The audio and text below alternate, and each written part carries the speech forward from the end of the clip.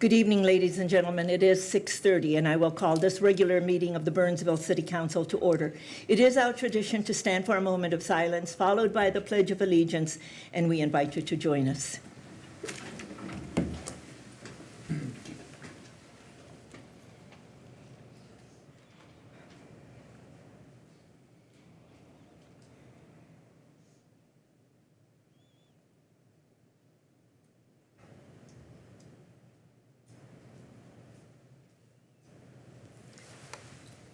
I pledge allegiance to the flag of the United States of America and to the republic for which it stands, one nation, under God, indivisible, with liberty and justice for all.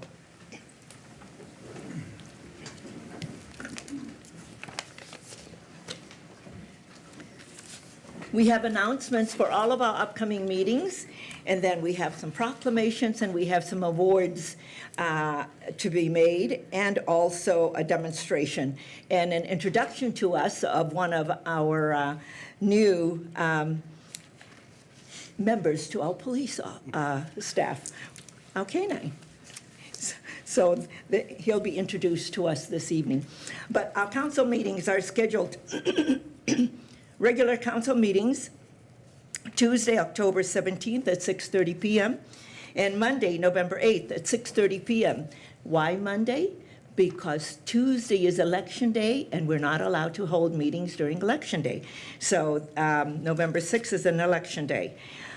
Work session scheduled for Tuesday, October 10th, 6:30 p.m., Tuesday, October 24th at 6:30 p.m., and then we have a governance meeting scheduled for Tuesday, October 17th at 6:30 p.m.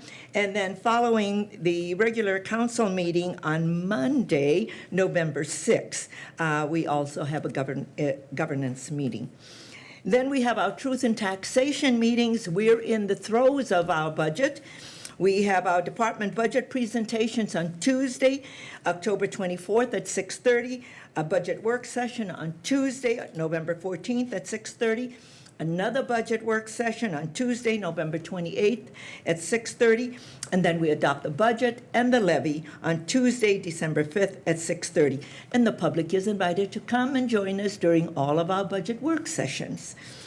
Now, I'm going to go over there, and for the run of the program, with all of the things that's on the program tonight, I'm going to do the proclamations first, and then we're going to go to the award for our police officer, for the Award of Valor, and then the K-9, and then we're going to have Sioux Trail Elementary recognitions. So we're going to start with the proclamations, and I'll do that from that side.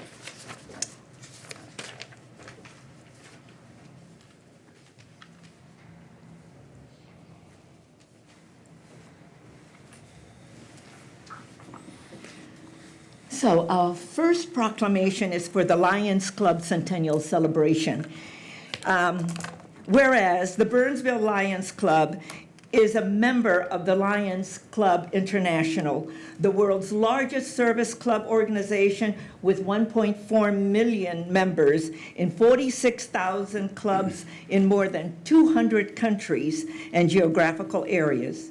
And whereas Lions Club International was founded in 1917 and is celebrating 100 years of humanitarian services, and whereas the Burnsville Lions Club, established in 1966, is comprised of volunteers who dedicate their time to the betterment of our communities and aiding those in need, focusing their mission on youth, environment, vision, hunger, and diabetes. And whereas the Burnsville Lions Club has specifically contributed countless volunteer hours and economic funds to the citizens of Burnsville, Savage, ISD 191, local food shelves, and other civic and nonprofit organizations. And whereas the Burnsville Lions Club has had significant contributions to city assets, specifically the skate park, Clifton Park, which is the Lions Park and Splash Pad, the emergency fire department equipment, and the Burnsville Police Gun Range, and many more. And whereas the city of Burnsville appreciates the partnership with the Lions Club and thanks them for all of their contributions. Now therefore, I, Elizabeth Couts, Mayor of the city of Burnsville, on behalf of the City Council, in recognition of the important contributions made by the Burnsville Lions Club to the Burnsville community, do hereby proclaim October 2017 to be Lions Club International Centennial Celebration Month, proclaimed this third day of October. And I know present here this evening, the president of the Burnsville Lions Club and Lion members. Please come and receive the proclamation. And did anybody bring a camera, Lions? Because I'm a proud Lion, I can say that. Oh, we do. Lion Jeff, one of our captains, he is also. I think members of the council, you want to come, please? Because this is important, you know, they give a lot to us.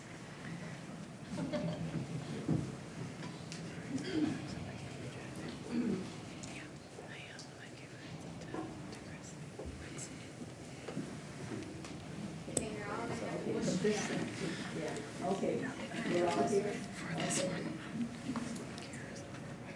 Everybody? Can you, okay, if you can see the camera, they can see you. Okay. Okay, I'll go first. Ready? On three. 1, 2, 3. Gonna do one more. 3. 1, 2, 3. Thank you. Okay, thank you so much.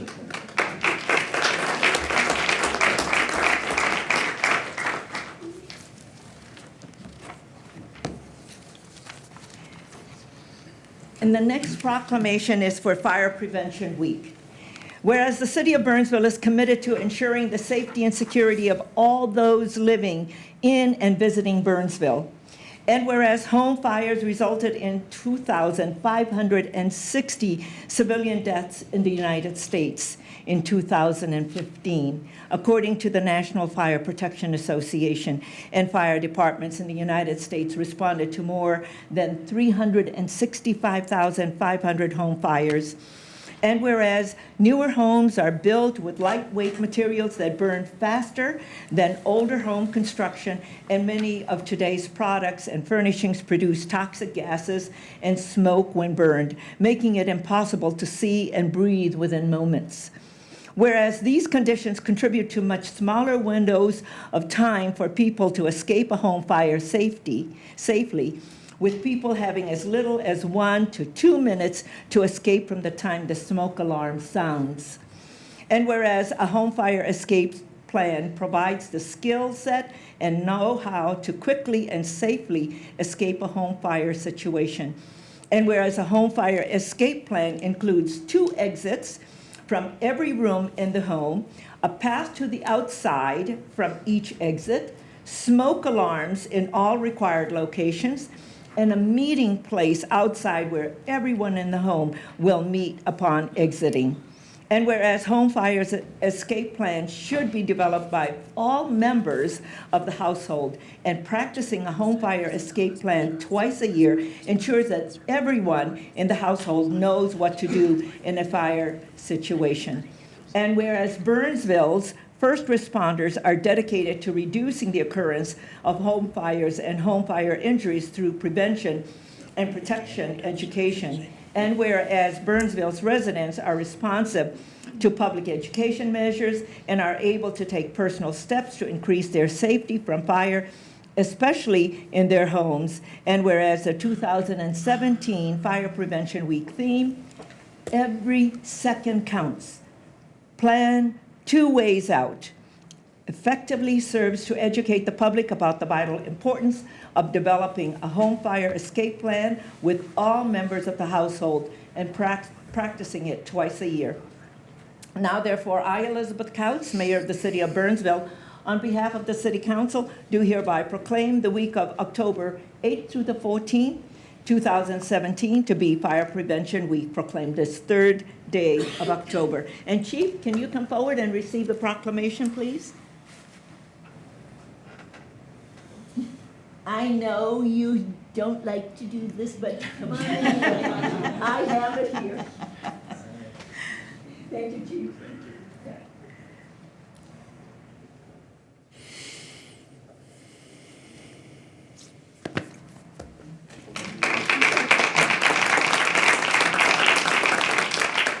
And our last proclamation is for Minnesota Manufacturing Week. Whereas manufacturing is a dynamic and robust industry crucial to the health and strength of Minnesota's diverse economy, and whereas the manufacturing industry contributes $48.2 billion to Minnesota's economy in 2016, and at 16% is the largest sector contributing to the state's private gross domestic product. And whereas in 2016, workers took home $20.3 billion in wages from Minnesota manufacturing jobs, the second highest amount among the state's business sectors. Whereas manufactured exports brought $18 billion into the Minnesota economy in 2016. Whereas manufacturing provides 318,000 highly skilled, well-paying jobs, which significantly contribute to the Minnesota high standard of living and economic vitality. And whereas manufacturing in Minnesota pays an average annual wage of $63,794, which is 17% higher than the state's overall wage. Now, therefore, I, Elizabeth Couts, Mayor of the City of Burnsville, on behalf of the City Council, do hereby proclaim the week of October 1st through the 7th, 2017, to be Minnesota Manufacturing Week, proclaimed this third day of October. And I think we will hold on to this until when we go to Pepsi. I think that's where it's going to be this year. Thank you, everyone. And now,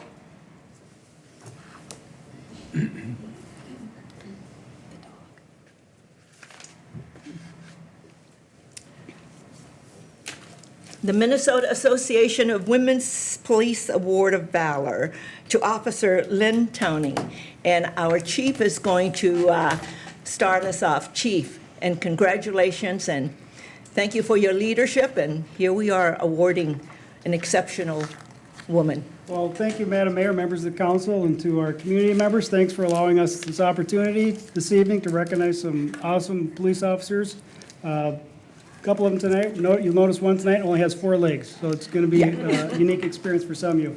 But first and foremost, I'd like to call up 2 representatives from the Minnesota Associations of Women Police, Angie Krieger and Shale Domining. Hopefully I pronounced that correctly. If not, I apologize. They're going to represent Officer Lynn Tunney with the Award of Valor, but before they do that, I'd like to have them just tell you a little bit about the Minnesota Association of Women Police. If you go ahead and be so kind. Thank you. Thank you very much for this time to talk about our association. Like the chief said, my name is Angie Carrera. I'm the communications director with the Minnesota Association of Women Police. This is Shale Dominguez. She is our historian. The Minnesota Association has been around for over 60 years. And our goal is to further women in law enforcement and to help mentor and answer any questions that they may have and get more women involved in this fine profession. The Medal of Valor that we'll be giving out tonight on our website says is to be awarded to any officer who gives her life in the line of duty or to any officer who distinguishes herself by an act of bravery or heroism at risk for her own personal safety or in the face of great danger above and beyond the call of duty. Reading all of the nominations that we got, Lynn exemplified this to us as a board. And so it is our distinct honor to give Lynn Tunney this award, the Medal of Valor. On behalf of the Minnesota Association of Women Police, congratulations.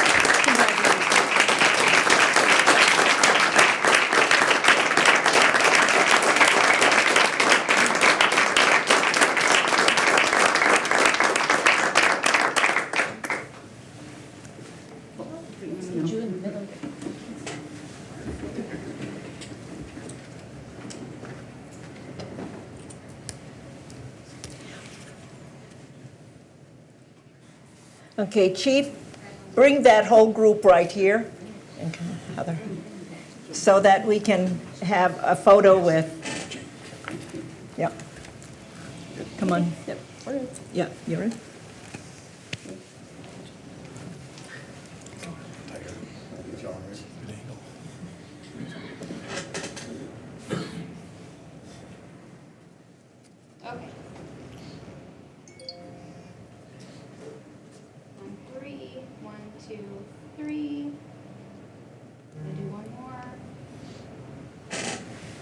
Okay, thank you. Congratulations.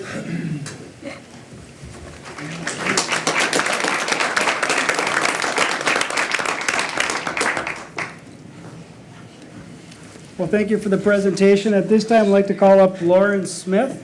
Lauren's been with our department for 4 years. She's a dedicated representative, member of our department, very skilled and talented, and she just completed 12 weeks of canine school this past spring with her new partner, Jet. We want to thank the community. We had a lot of community support, a lot of support throughout the city, a lot of donations to make this happen, Yeah. and we just wanted to introduce Jet to our community here today, so. Thank you. Welcome. I think Jet Yeah. has a trick. Any questions on Jet at all? You How guys old can is come up this? if you guys want to pet him. How old is Jet? 2 years old?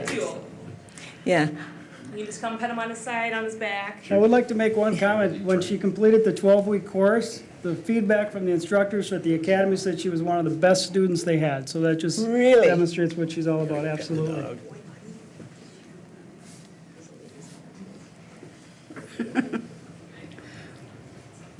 Okay, Jet, I want you to smell me, Jet, so that when you see me out there, you'll know what. Don't bite the mayor. Don't bite the mayor. Don't bite the hands that fund you. Especially on TV. Just brush them on the side, she goes right to that. I know, right? Yep. It's always good to ask permission before you go up to a dog, especially a canine. So thank you, Lauren. Thanks for your dedication, and congratulations, Jet. Welcome to the police department. Yeah, yay.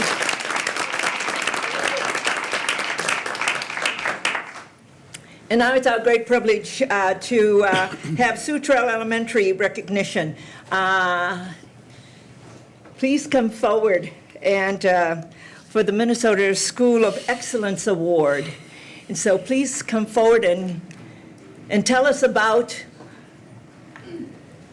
so that people know who you are. Please give us your name, address, and also about the award. Well, Shannon McFarland, Yes. principal of Sioux Sioux Trail Trail. Elementary, which is over on River Hills Drive. We're here tonight just to say we are thrilled and honored to be one of 8 schools in Minnesota recognized as a 2017 Minnesota School of Excellence.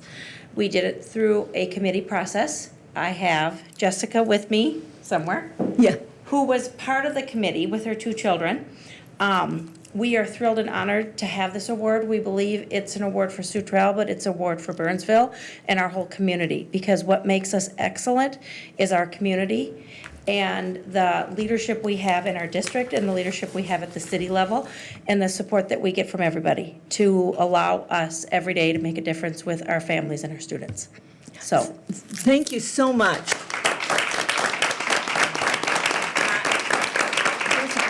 Janet, thank you so much for coming and letting us know about this great achievement, because you're right.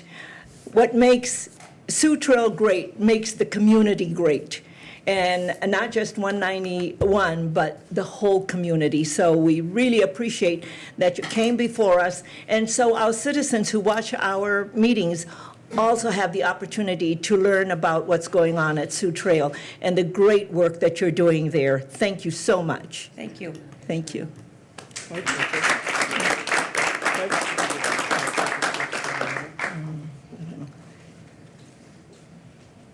I don't, that would have been nice. Yeah. Okay. We move on to citizens' comments. And I know that we have Superintendent Amoroso to speak before us. Yes, right here. Thank you. And welcome, Superintendent Amoroso. Thank you. Good evening, Mayor Kautz, Manager Johnston, City Council members, and City staff. I'm here tonight to share a reminder to the ISD 191 community members that we have an important upcoming school election on Tuesday, November 7th. We will have 2 funding requests on the ballot. The first question asks our public to renew an operating levy that we have had for the last 10 years, which will be expiring on June 30th of this year. The second question asks for additional dollars to that expiring levy, which will minimize future cuts and allow us to maintain the momentum we have experienced with the changes we have made and are continuing to make to redesign our school district. We have already held parent information sessions at several school sites, with the rest occurring in the next 2 weeks. We also have community informational meetings scheduled at Metcalf Middle School this Thursday at 6:30, and another at Diamond Head Education Center on Monday, October 9th at 6:30. Absentee and early voting have already begun. And for more information, citizens may visit our website at isd191.org, or they may call our communications office at 952-707-2020. We greatly appreciate our ongoing partnerships with the city, and I thank you for the opportunity tonight to share some very important information we have coming up. Thank you. Thank you, Superintendent Amoroso, and I'm so glad that you came before us to tell us about this important referendum that's happening for our school district. And we do need to make sure that people know what's going on so that they can make good informed decisions, and that you have identified the dates and times of all of the different meetings so that they can come and learn more about it. And I appreciate the partnership that we continue to have, because it is about our children. It is about our students and their success. So thank you so much. Thank you. Thank you.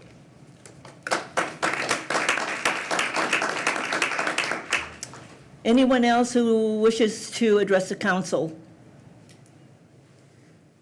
Seeing no one, we will move on. The next item is additions to the final agenda, and that is for emergency items only. Are there any emergency items, Ms. Johnston? None from staff, Madam Mayor. Okay, members of the council. Okay, we now move on to the consent agenda. And the consent agenda is a group of items that's considered to be routine and will be enacted by one motion. However, an item on the consent agenda can be removed for a separate discussion and vote. Is there anyone in the audience who wishes an item on a consent agenda to be removed for a separate discussion and vote? Anyone? Seeing no one, Ms. Johnston? None from staff, Madam Mayor. Members of the council? May I have a motion, please, to accept and adopt the consent agenda? Move to approve. Second. Councilmember Gustafson makes the motion, second by Councilmember Keeley. All in favor, please say aye. Aye. Aye. Opposed, same sign, and the motion carries. We move on to the regular agenda, and the first item on the regular agenda is the Parks and Recreation System Master Plan. And Garrett Beck, our Parks and Recreation and Facilities Director, is presenting. Mr. Beck, good evening and welcome. Good evening, Madam Mayor and council members. Tonight, I am here just to share a brief update on the progress of our Parks and Recreation System Master Plan update. You may recall on July 11th, I was joined by J.J. Ryan and members from our consultant team, Confluence, and they provided a very detailed presentation of our master plan that evening. So again, tonight is going to be kind of a brief update that's going to, again, go over the purpose of why we do master plan updates, the process that we used for this particular update, the outcomes that we received, which will be revealed in our frameworks plan, and then our next steps. There's several different reasons why a city will choose to do a Parks Master Plan update, but any good master plan update is going to have goals and objectives that are going to help staff and decision makers cover maintenance, development, redevelopment, and enhancement of their park and recreation system. Here you see a history of our Parks Master Plan updates, and we had different focuses actually through each one. The plan in 1981 was really about land acquisition and development of our existing system. Plan 2 was about maintaining that developed system and looking for any little enhancements that could be added to the system. And then Plan 3, which we are completing right now, was about analyzing our mature system and are we staying relevant and meeting the community needs that we have. When we look at redevelopment opportunities, how are we prioritizing those opportunities? And do we have existing service gaps that we haven't dealt with because of trends or changes in our community needs? In addition, we also added a component that looks at our recreation services and evaluates the existing health of those programs, along with identifying any service gaps that may be in that area as well. So the public process, a guiding principle from the very first day we started this was really to try to collect as much public input as possible, given the time and the resources we had available to us. We did that through 10 different stakeholder meetings, groups like our athletic clubs, our seniors, our community service groups, various community groups, and our youth groups were all invited to send members to one of our 10 different meetings so that our consultant could work with them to collect feedback about our system. In addition to that, staff and the consultant group attended the public intercepts. That included things like the fire muster, our fire station open house. We also spent some time at the public library in Burnsville, just doing pop-up sessions where we could interact with people in the community and get information that way. And then the third piece, we spent over 9 months promoting that there was an online survey available that people could get online and go through a series of questions to provide input at any time at their convenience. The basic components of our Parks and Recreation System update include the park system overview that lists all of our different parks, the features, the number of acres, things like that. Confluence has a community assessment piece in there, which takes a look at the demographics of Burnsville and their anticipated changes to that over the years to come, along with recreational trends, both locally and nationally. It includes all the fine details of that, the public engagement process that we went through, much more in depth than what you'll see in the frameworks plan. There's a system analysis piece, which allows us to use benchmark statistics to look at how we compare both with our market cities as well as some award-winning communities in the Midwest, and then also looking at national standards and how we compare to that. And then finally, the frameworks piece, which Confluence took all the details of this information and then provided us with the plan on how they believe we should be moving forward for the next couple decades. So once they did that and they collected all of that, they organized their information into 10 different areas. And they're listed here on the screen, but I'm going to kind of briefly cover each one of them, so we won't spend much time here. The first one was the high-quality nature areas. This section is really about the importance of maintaining our great natural areas that we have, and then also improving access to our community and making them aware of those areas and putting programming out there to get them involved in exposing them to those spaces. The Trail Centers and Connection section touched on the need to connect our trails to each other and to provide a trail network around our community. It also talks about enhancing the growing trend of mountain biking, both in our community and nationwide and around the state, which is growing at a pretty rapid pace. And then just being user-friendly, whether it's through lighting or signage or whatever, that will be inviting and encouraging for new users to get out and use our trails and our parks that maybe haven't as much in the past. The basic services component will be over the next 3 slides. We have an ADA accessibility plan, and this just talks about continuing to implement that as we go along. Addressing cultural issues is about looking at different amenities that will be inviting to different cultures, whether it's restrooms, also just providing shaded benches in areas and providing year-round portable restrooms for people that use our parks in wintertime as well. A very popular response and something that is already being worked on is the importance of reducing litter through additional receptacles and also the idea of recycling in our parks, which will be more to come on that in the future.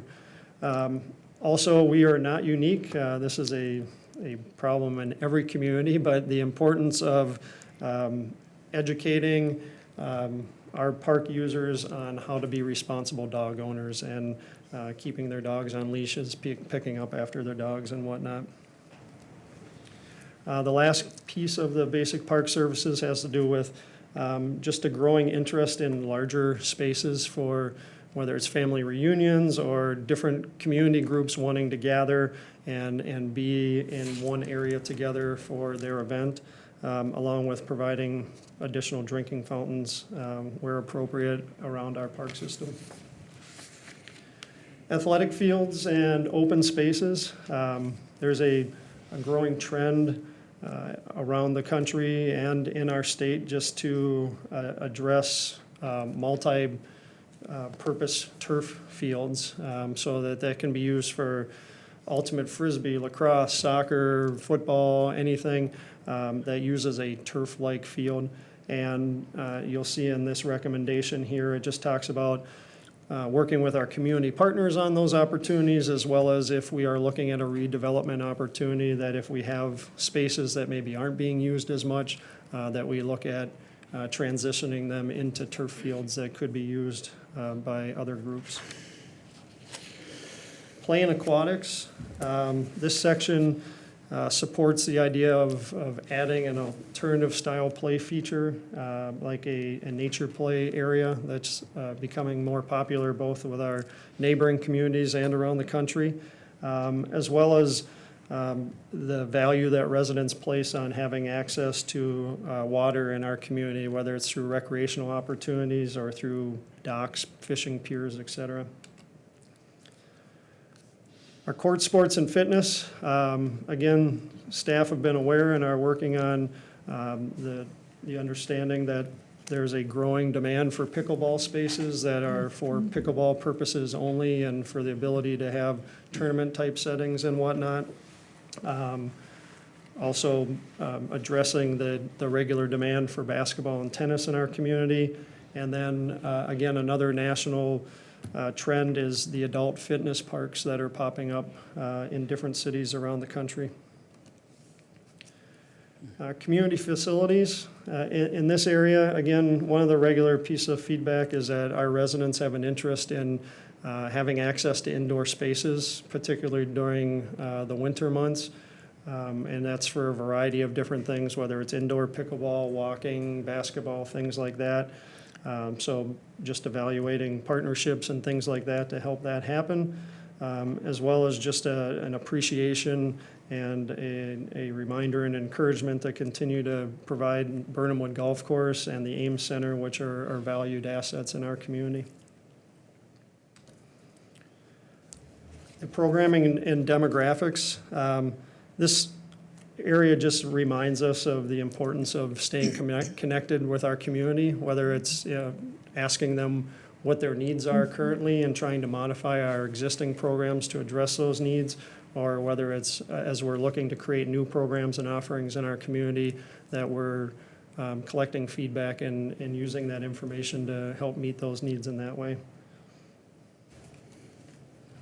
Revenue generation, obviously, and revenue and funding is a key component of any program or facility process. So this section encourages us to continue our strong relationship with our service communities, the Burnsville Lions Club, our Rotaries, and look for others as well. Always looking for new program opportunities that may have the ability to generate revenue for our city. And at the same time, they reminded us that we do have diverse economic situations in our community, so just being aware of the ability to pay and when we put together programs and whatnot. And then the last piece, the communications piece, this is really about the reminder that whether our residents are out in the parks or on the trails, or whether they're sitting at home on the computer, they want us to communicate and educate them on on where they're at in the parks, how they can use the trails better, what park features are available to them, what programs are available. So just always keeping in mind our process for how we're communicating and helping our residents to use our park system. So the next steps for us is staff will be looking for an official adoption of the plan this evening. When that happens, we'll be incorporating this plan into our 2040 comp plan. And then we've already started the process of the prioritization, and staff has planned to use a similar process that we used to create the master plan, which is to have stakeholder meetings, to have pop-up sessions, to have a survey which will allow our residents to review the framework process and then help us to prioritize where they think the most important needs are, because obviously we can't do all of this in 2018. So we'll be working through 2018 to work on that. And while we're doing that, we'll be working on cost estimation and trying to keep in mind different funding sources that will be available to help us accomplish these into the future. Again, since this was a brief presentation, I just wanted to share that this has been over a year-long process. It has been a very thorough process. We've shared draft versions with City Council in the past. We've shared draft versions with our Parks and Natural Resources Commission. We were actually there on the 18th last month, and they did vote to recommend that council approve this plan for this evening. And then along the way from day one, we have a website page that talks about the Parks Master Plan update and just keeping the community involved in the process, keeping them educated. There's a draft version right there that they could see as well. So with that, I will stand for questions. Questions for Mr. Beck? No, I think we've been educated and have seen all of the process going through, and I really commend you and the staff for all of the work that has been done. So thank you very much, and also for the scope of work that you've done to engage our community and to get their feedback. Helps us to make a better plan to help meet their needs. Thank you. Members of the council, if you have, Councilmember Keeley. Okay. Well, motion to approve with a comment. Thank you, Mr. Beck. That was one of the best Parks Master Plan presentations, very thorough, comprehensive. I just noted some newer thought process in some of those later slides about how we can use maybe certain technology or ideas or just innovative types of things to make our parks a little bit more appealing and trackable and usable, et cetera. And so I think we're heading in the right direction. I appreciate all the work. Thank you. Thank you. And there's a motion. Is there a second? Councilmember Keeley makes the motion. Second? Second by Councilmember Gustafson. All in favor, please say aye. Aye. Aye. Opposed, same sign, and the motion carries. Congratulations. Thank you. Thank you, Madam Mayor. Yeah, thank you. The next item is item 6, and this is the ordinance amending Title 1, Chapter 5, Section 1, and amend policy number 1.010, public meetings, to set council meetings time at 5:30 p.m. Ms. Collins, our city clerk, is presenting this item. Ms. Collins. Thank you, Madam Mayor, council members. At the September 12th work session, the council did discuss changing the start time for all the regularly scheduled council meetings to 5:30 and directed staff to prepare the necessary documents. This would include all regular council meetings like tonight's meeting, also work sessions and any regularly scheduled governance meetings. This evening, we have a specially timed governance meeting, but our regular ones that are normally held on the fourth Tuesday of the month would also be scheduled at that time. Details are in your background. If this is approved, the time change could be effective starting at the October 24th department budget presentation work session. I stand for any questions. Any questions for Ms. Collins? Questions for Ms. Collins? This item was thoroughly discussed at the work session. Is there anyone who wishes to speak to this item? Anyone who wishes to speak to this item? Mr. Bradstad, you signed up. Did you want to speak to this item? You want to come forward so that we can hear you and everybody at home can hear you, Mr. Bradstad?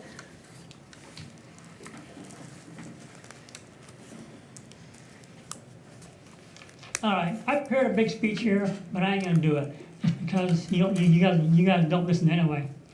But I had two things I want to talk about. One thing that's been on my chest for years, okay? Just years. I've even lost sleep over it. And, but as for you moving the council meeting to 5:30, oh, make it 4:30. Make it 3:30. Make it any time you wish.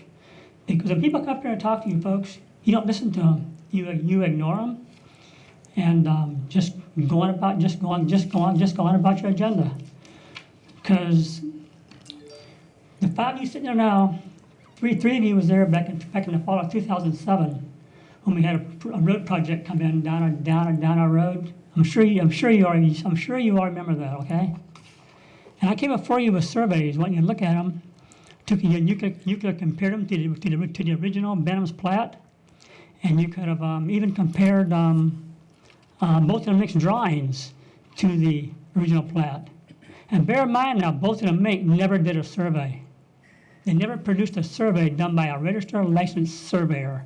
They orchestrated the scam, sold it to the engineering department, and the engineering department sold it to you folks. And when I came up here and talked to you about it, you ignored everything I said, wouldn't look at nothing, and passed it.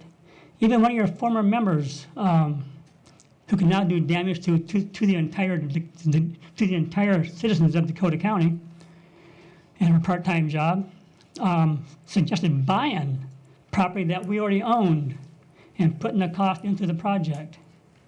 So he did that. But you know what? Instead of making the whole project pay for it, they only made 2 people pay for that cost, myself and somebody else. And then the same person there, he wanted a culvert put in for a personal issue to base the elevation of his houses on. And that was added to the project. And I was the only one who was honored with the privilege of paying for half that culvert. 6 people benefited by that culvert, and the culvert was put in to protect the road, as a certain engineer said it was for. Another interesting deal was when Forest Park Heights was going to bring in that project, nothing was said about this road not being where it was platted in 1912, okay? But then when they decided to put in the sewer the rest of us, then all of a sudden the road was in the wrong place. And they, both of them orchestrated the scam. And then, yeah, on top of that, why didn't Forest Park Heights also pay for the purchase of this land and all this kind of stuff? They was exempt for all that. Well, Mr. Brostad, thank you so much, because we've heard you on this item many times. No, you only and so heard we me. thank You only heard me twice. So- But at every council meeting Yeah. that I was invited to attend, Yeah. the last council meeting, you even told me, "Hey, you need to get another survey." No, and I spent Mr. the money. Brostad, Look at the tapes. Look at the recordings, and you'll see it. You says to me, "You need to get another survey." So I did, at another cost, and you've never offered to look at it. Yeah. You've never offered Thank to you, look Mr. at it. Brostad, because we have all of the background information, and I thank you that you're here to talk to us again about Foresight. And I think this is a different item that's before us, and. Yes, it is. But you know what I have prepared here pertain to this and moving your council members, your council meeting to 5:30. But I also had a question for you though. Why? Why did you scam us? Why did you scam us? What did we do to the city of Burnsville to deserve to be scammed? Mr. Brostad, we did not do that. Yes, And I you think- did. Okay, then now we have a difference of opinion, and I think it is, thank you for coming and sharing your thoughts again about Forest Park. If you look at anything pertaining to that development, you would see the scam that was orchestrated and carried out by 5 lovely people. Thank you, Mr. Brostad. I bet. Thank you. And that's why I said you can move your meetings to 5:30, 4:30, 3:30. Yeah. You don't pay one bit of attention to anybody that comes up here unless they're praising you for the Thank you for for the coming stuff in. you guys do. And it We does not help appreciate the your coming. citizens at all. It helps Yeah, you folks. thank you so much. I bet. Thank Have a you. great day. And I Yes. hope, and if any of you had a conscience, you wouldn't be able to sleep at night. Thank you. Is there anyone else who wishes to speak to this item? Anyone else who wishes to speak to this item? Seeing no one, then, members of the council, a motion is in order to adopt the ordinance and policy 1.010, public meetings amending city council meeting times to 5:30 PM. May I have a- Motion to approve. Councilmember Coughlin makes the motion, second by Councilmember Schultz. All in favor, please say aye. Aye. Aye, opposed, same sign, and the motion carries. Members of the council, there are no other items to come before us for this council meeting, and a motion to adjourn the council is in order. Motion to adjourn. Second? Councilmember Coughlin makes the motion, second by Councilmember Gustafson. All in favor, please say aye. Aye. Aye, opposed, same sign, and a motion carries. Thank you. And members of the council and citizens, we also have a government